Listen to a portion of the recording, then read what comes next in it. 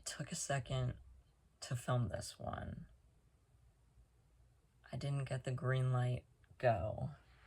I had a lot of work to do. I had lots of little downloads, and it was like, okay, I'll come here when I come here. I will talk when I talk. I was 2-2 when I said that. Yep, see, building blocks. And the thing that finally prompted me to record was I thought, what did I think? Fear and gratitude are two sides of the same coin. Fear and gratitude are two sides of the same coin. Fear is almost always associated with losing something. And gratitude is being thankful that you have something. And like everything, just requires a balance.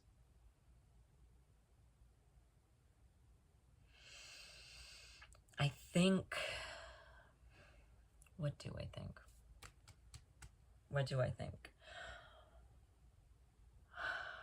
Spirit told me that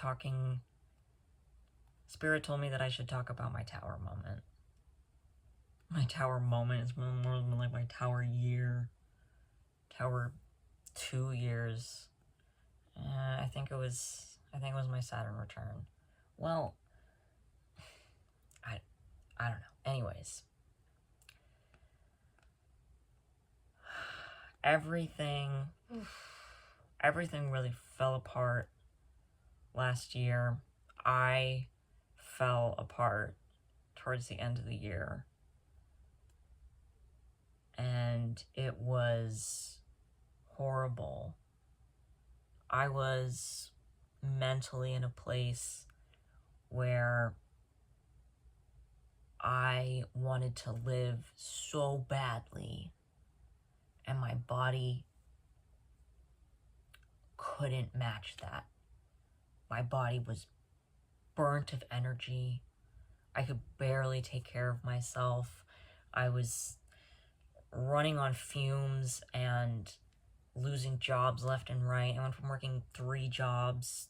Well, I had a lot of gigs, a lot of different jobs, and I lost almost all of them at the end of like September, October. Just psh. And I'd started school. I was really overwhelmed. I was relying on money from the school, and it was preventing me from paying my bills. It was fucking with my stress. I'm trying to recover from burnout, and I'm stressing about money. And in January, right before the fires happened, it didn't affect my neighborhood. Well, I mean, the air was bad, but no fire came over here.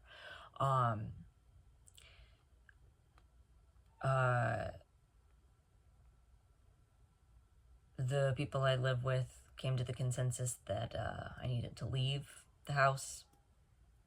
I didn't have all of January's rent. I was also covering for my friend who had started renting the storage from the house, and she ghosted me, she screwed me over, and I had to cover her portion.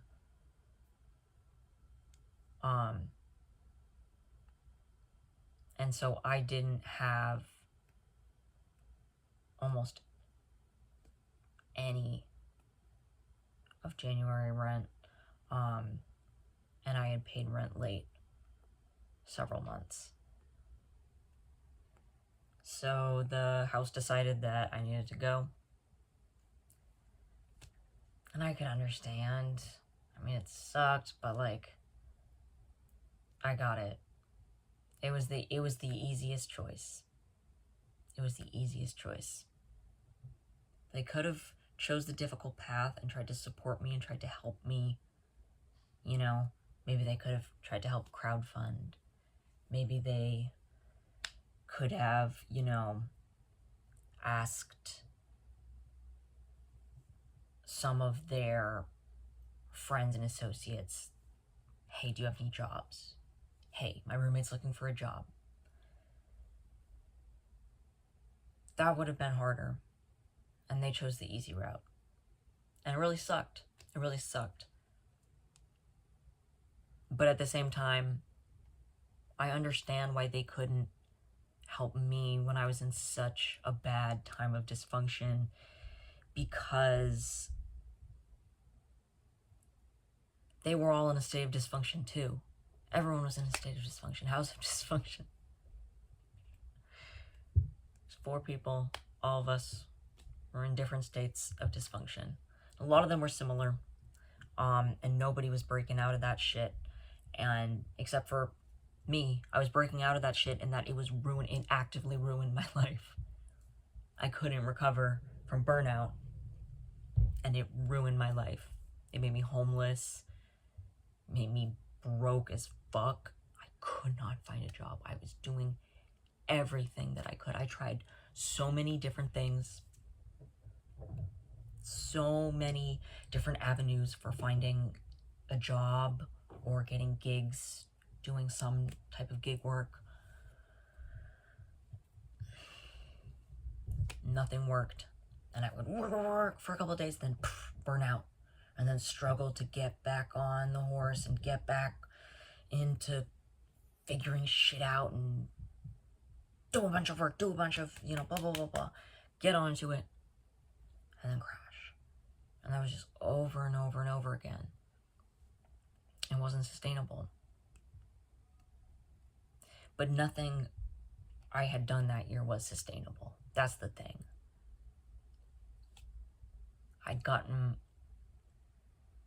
I'd reached a really, like, a big point, a big achievement point in my life, where I'd gotten some really good gigs, some really good work, some work I enjoyed.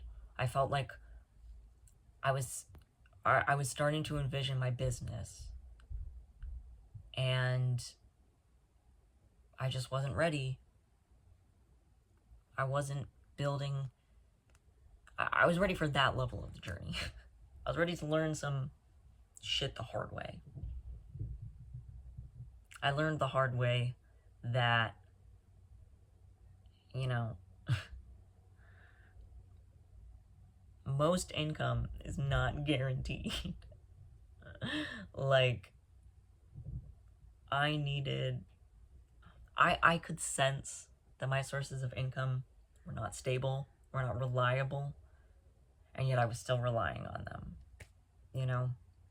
And I keep thinking about money as an egregore. I keep thinking about that. That has me racking my noodle.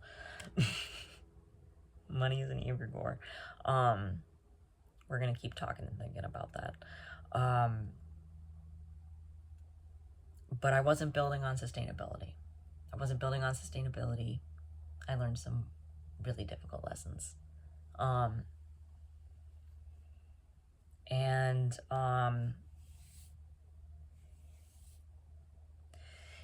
Yeah, that house I got kicked out of, I was renting the storage from them. You know, my ex-friend, not cool with her right now. I do have a lot of love and understanding for her, though, so, like, I'm not gonna forgive her today, but, like, if she comes correct, I will up the line, because I do have so much love for her. I have so much love for people who screw me over. Thank you, God. Thank you, God. Oh, thank you for giving me forgiveness for people who piss me the fuck off. Thank you. Doesn't mean we're cool just yet, but lots of love. Anyways, I'm kind of glad that, you know, ultimately she was ghosting me on the shed, because I took it over, so I was renting the shed.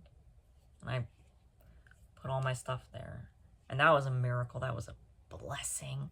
Because I didn't have to move. I didn't have to get a truck or anything to move all my stuff. I was just moving it out the back door. The shed was a couple of feet from my bedroom. My former bedroom. Oh, I remember that was such a sad week. It was so sad. Oh, my heart was breaking. I was cleaning everything out, and I remember I'd moved my bed maybe 2 or 3 months before. I'd moved my bed to a different part of the room. I was like, I think this would work. I've been putting it off. And I was trying to think of solutions to, get me running better.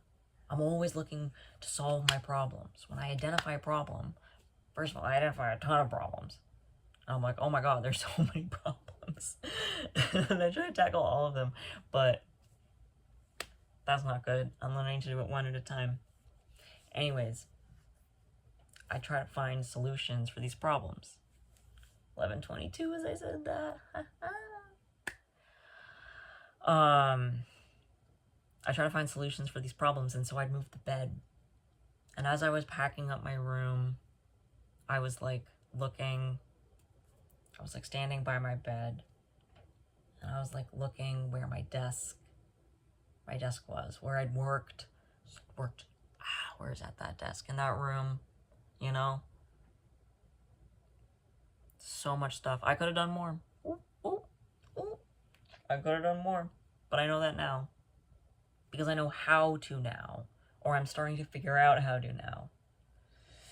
But as I stood there, looking, I was like, yeah, I wasn't, that whole year of, big success to big failure. I just needed to shift perspective. I was in the right place, but I didn't have everything lined up. I didn't see. I was coming at it the wrong way the whole time, but I shifted perspective and boom. And anyways, that started the homelessness.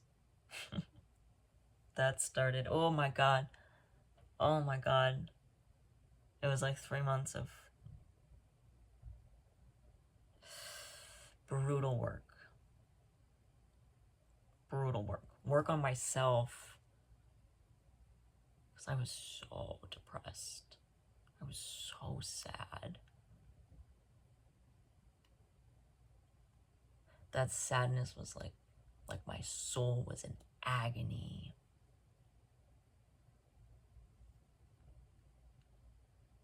And I was staying with my ex. My man. My man who is my man but isn't my man. Anyways. So I was staying with my ex, and that was not going well. He was so furious that I got myself in that situation. I was like, dude, I fucked up. I know I'm now in your house homeless and depressed. That affects you, but I did the best I could to prevent that situation. I still got into it. And I found another place to stay. A friend hit me up. And for a while, I was bouncing in between, staying with the two of them. Stay at my man's place for a couple days or a week. Until we ended up fighting. And then I'd stay at my friend's. At one point, I didn't talk to my man for a little bit. I didn't talk to him for a month.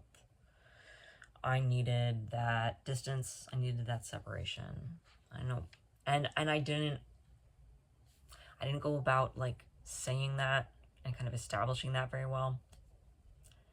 I just knew that we needed some distance because he was getting really controlling. And I can be controlling too. That's unfortunate. That's like the worst. Oh, humans are the worst. We just want to control each other. And then we want autonomy. Like, it's very frustrating. But that is probably our biggest challenge. Just wanting to control each other. But it's also very frustrating in that nobody knows this experience. I mean, I know other homeless people. I know other people in my situation, but the people around me helping me have obviously never, well, not obviously. The people around me helping me have not been in a situation like this. And it's unlikely for them to ever be in a situation like this. Like, most people I know have families that would help them out. And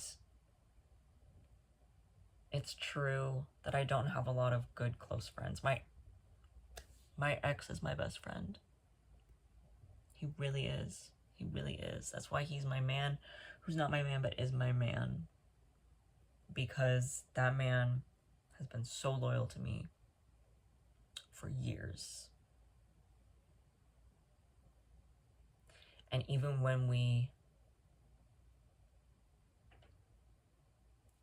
had to stop dating, he broke up with me. We could not date anymore. He was still behind me no matter what. He still cared about me. He gave me somewhere to stay the last time I was homeless. And I moved like 5 blocks away from him. I was like, hey. Which is so messy. I was over here half the time. That's why I'm trying to move in. Not try. I am moving in. I'm organizing all of his shit. I'm like weaving my stuff into it. Tee-hee-hee. Cleaning everything. Cleaned the tub. I'm gonna have a full moon bath tonight, bitch. But anyways, the folks who have let me stay in their home rent-free while I struggled to recover, while I struggled with the freaking LA homeless program, that when I first, I thought I was gonna get, they have this whole program where they can help you get down payment on rent, they can help you get stuff for move-in, they can, I was talking to people who used to work like that job, like filling out the paperwork for people, blah, blah, blah. I was setting it up in motion. The only thing I was really struggling with is, like, in order to get that money, you had to prove that you have, like, income to pay after, to continue paying the rent. And I couldn't find a friggin' job. And then, 3 months into me being homeless, the LASA program, the LA homeless, I forget the rest, but it's the homeless org. It's the Los Angeles City Help the Homeless organization. So that big scandal was revealed that the director of the program had been like basically contracting her husband, I don't know what to do, doing what, but like was messing with millions of dollars, was just stealing the budget. And it makes sense because this program was not advertised anywhere. I found this out because a friend told me. A friend who's a social worker told me about how his coworker used to work a job filling out the paperwork for this program, for this, help you get into a home program. You get money to move into a home program. And like nobody knew about it. I, again, found it out because I knew someone who knew someone. And there weren't any like, there weren't any buildings. There weren't any like LASA official buildings. It was always in other shelters, in other random places. There was a handful of places in LA that did that. I remember I went to one location. I went to like, I think I tried like 3 locations. There weren't like any staff. And I walked in, and obviously there's a bunch of homeless people hanging around like me, looking for benefits. Some of us are in better mental states than others, but my God, are we all... Anyways, that's not for them, that's me. Baby, this shit made me crazy. I was already insane, but this made me crazy. So, every single time I tried to go to one of the locations that you could supposedly fill out this information, this form, apply for this program, nothing. No luck. No luck. I got yelled at by one security guard. It was fucking raining. It's fucking raining. Cold. I'm sorry. LA winter is not that bad. LA winter is not that bad. I really shouldn't complain. But listen, I was out in that rain and cold. A security guard yelling at me because I didn't make an appointment, because I didn't know that I had to make an appointment in order to walk into the shelter. Ugh. Terrible. Terrible. So I'm very thankful for my man and my friend who took me in. And as depressed as I was, being in someone else's home motivated me, gave me like this new sense of obligation of like taking care of things, Like it gave me this pressure that got me out of bed. Like, oh, I need to be like helping supply food for the house. Like, I can cook meals, meals for people, clean stuff, keep the kitchen clean. The kitchen is my domain. I love keeping a kitchen clean. I love keeping things clean in general. And so if you're letting me stay at your place, then I'm keeping it clean, So in a lot of ways, I tried to compensate for the immense amount of inconvenience that habit, or just intenseness too, just of having someone stay with you, because I've done that and it's a lot. And the number one thing that I learned from that is if I ever did that for anyone again, I would go into it with very clear guidelines. This is okay. This is not okay. These are the stipulations that you have to follow if you're staying with me, I know that things take a long time. Money, I had like $40 in my bank account for like 2-3 weeks straight until I got another bit of money, and I was just in an anxiety mess, doing everything I can, and then crunching down.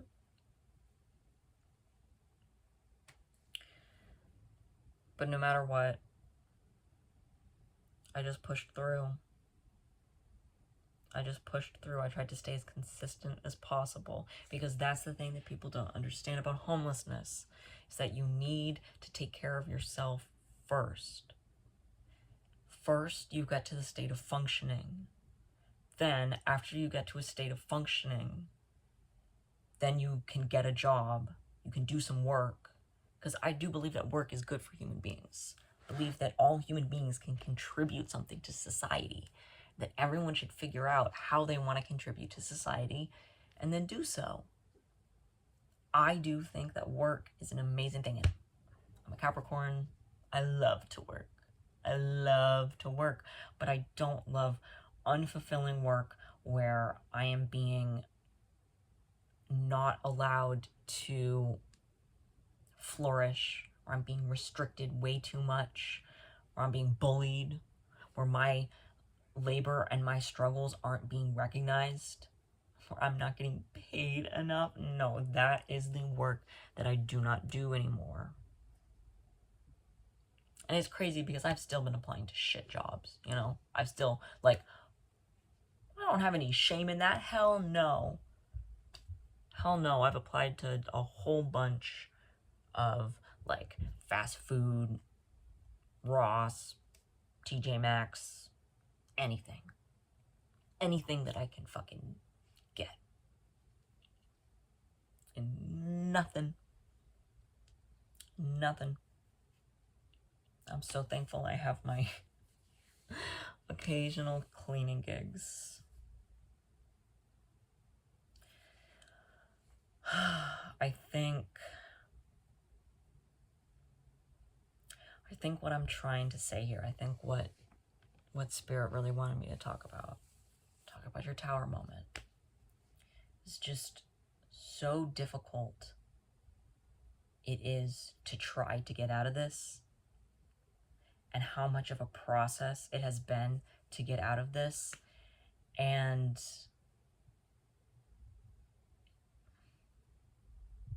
fear and gratitude, two sides of the same coin. No. Two sides of the same coin.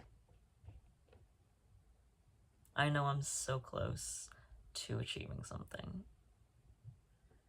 I want it to be a partnership with my man. I want it to be a partnership with my man. I know that the two of us can get the fuck over this problem where we try to control each other. I know that if we get over that, it's the full moon. What am I releasing? What am I releasing that's blocking my manifestations from coming true? Right now, it's my control. And you know what? I think here's my take. I get the practices. People will, like, write down a list of, like, all the things they want to manifest on the new moon, all the things they want to release on the full moon. I get that. I do that too. I've done that. I don't think it's a bad practice, but here's the thing. I think after you write that whole list, pick one. You pick one to manifest. You pick one to release. One thing at a time. And it sucks because prioritizing sucks. But pick one thing at a time, and you'll find more success. Because then, once you start doing one thing at a time, maybe you can do two things at a time. Maybe you're like, shit, now one thing at a time is easy. I got good at that. And then it's like, oh, I'm doing two things at a time, and I'm good. It's the juggling. So I'm trying to get to that point. I can juggle a lot of things at once. I had this other download that needs to be shared, needs to be said. The universe took away everything from me. Because, remember, I lost my shed. I lost that shed that I was renting. Whole drama with that. oof, oof. In a lot of ways, I was like, good, I need to leave. I need to leave that property entirely.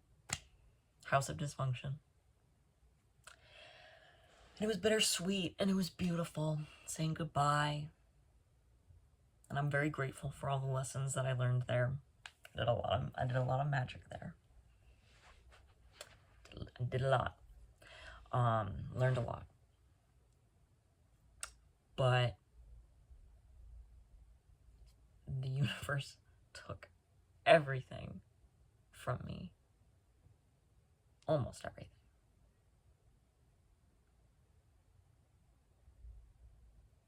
And it was to build this new life. It was to build my dream life. I have the opportunity now to build the base of my dream life. And the thing that's stopping that is my desire for control. I have to release my desire for control. I can only control myself. I can only control myself. Say it to yourself. I can only control myself. You can get good at it too. You can have that discipline and devotion.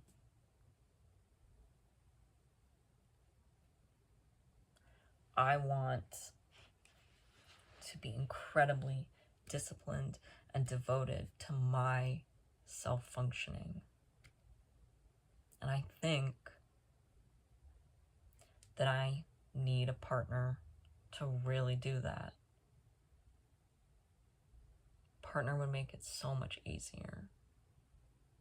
It would make it so much more enjoyable too. To share the tasks, the burdens of life. Nobody likes doing the dishes, but you have to do dishes every day of your life. Like, no matter what. What did I say? I said to my man, he was like, when you cook, you use every dish in the kitchen. And I was like, I said, in my definition of quality of life is based on the amount of dishes you use to cook. Oh, I still stand by that. I'm living a luxurious life because I had the Pyrex bowls out, I had the mixing bowls out, I had whisks and spatulas, and blah, blah, blah, blah, blah. Everything. Everything. That's top tier quality of life. The tricky thing about a partnership is that you have to be individuals at the same time. You have to be able to compromise. You have to be able to let go of your ego. It's so hard. It's so hard. But that's what I'm releasing this full moon. That's what I'm getting rid of. Bye-bye.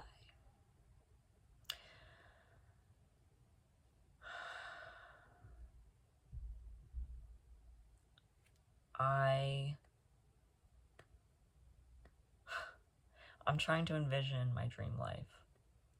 I'm trying to envision it. I think I'm building it up. The next new moon, I've got a fortnight to build this vision. Because once I really envision it, I want to be living my dream life now. I want to be living my dream life today. So what does that look like? What does that look like? I know I'm going to find it. I know I'm going to get to it. It's going to be a little tough, but I can do it. I think I need to go do tasks. Preparing for my full moon ritual. I have a lot to alchemize. I have had to turn this fucking emotional blah into something beautiful, into something stable. I am manifesting a real big boy relationship. Because I want to level up. And my man keeps saying, like, how do people do this? He like looks at his like successful friends. He says, how do they do this? How do they manage? One time he asked his friend, who's like, you know, writer, producer. She's got a couple big names under her belt. CW Flash. Ooh. CW Flash Crew where? Love that show. So stupid. But I love my DC superheroes. As I'm wearing my... Anyways, so my man asks his friend, how do you do it? How do you do all these things? You're so busy. You're achieving all these things. You have like so many... What did Cupcake say? So many offers on the table. A bitch gotta eat on the couch. Oh, baby, that's gonna be me. I cannot wait. I cannot wait to be saying no to stuff. I cannot wait for people to be giving me things and be saying no. Nope. I don't want it. No thanks. I'm not interested. Sorry, I just keep on going in circles. So he asks her, how do you do that? How do you do this? How do you do it all? How do you do this? And she says, I don't know. She says, I don't know. I just do it. She can't describe it. She couldn't describe it to him. She couldn't describe to him how she does it, how she gets so much done, how she's in so many projects, doing so many cool things. She's traveling and she's supporting her husband doing his thing. Blah, blah, blah.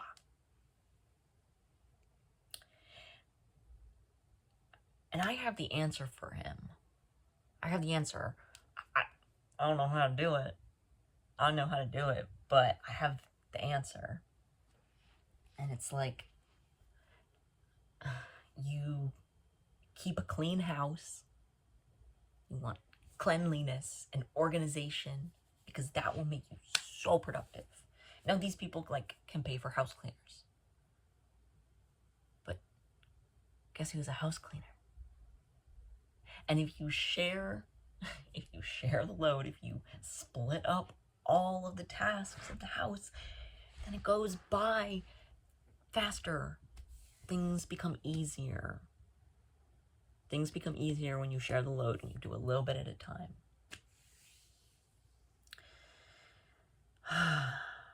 But that's the thing. Daily rituals, silly little rituals are magic. That's how you function. Through a whole bunch of silly little rituals. Silly little things that you do over and over again.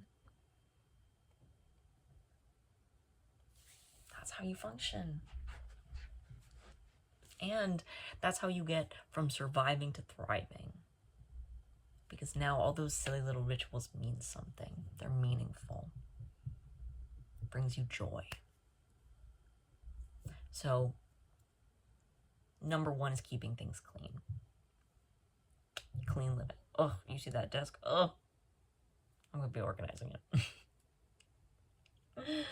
I've been tackling a little bit here and there. Number two is waking up early. I'm really bad at waking up early. But when they say the early bird gets the worm, that is not an exaggeration. Morning times are optimal for opportunities. And I'm talking all sorts of opportunities. Like, we live in LA. There are certain traffic times that are gonna increase your drive, you know? And if you can plan around those, then you can make your day more efficient. You can have a more efficient use of your time. You wake up early in the morning, the hours that you are awake, or earlier, the hours you are awake are those opportunities for jobs, for meeting new people, for getting things done, like in a productive sense, in a joy sense. And I'm not saying that being a night owl isn't bad, because I love being up late at night. He does too. That's why we go to bed so freaking late. And I just struggle waking up and getting out of the bed in the morning. But if I get my body on that waking up early schedule, oof, major difference. Major difference. Maybe that's, and here's the thing. If you're like, I'm a night person, I'm staying a night person, that's great. But unfortunately, we live in a world that runs during the day. And yes, we do live in an international world, so different times, like, for different, but like for the most part, we're running in this. We're running in LA. We're running in the LA sphere that time. So that's the time we should cater to.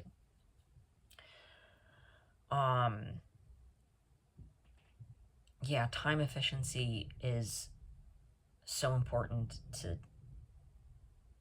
and I'm saying successful, but like, you know, what I really mean is making money.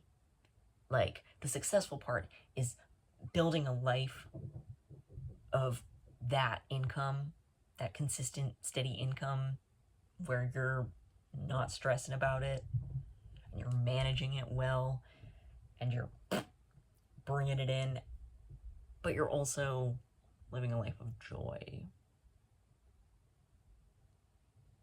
No stress. Not a life run by anxiety, because so many people in this world live a life running off of anxiety. For years, I got things done with the motivation and the motivator. The thing that made sure that I got stuff done was anxiety, was fear. Fear of the worst things happening.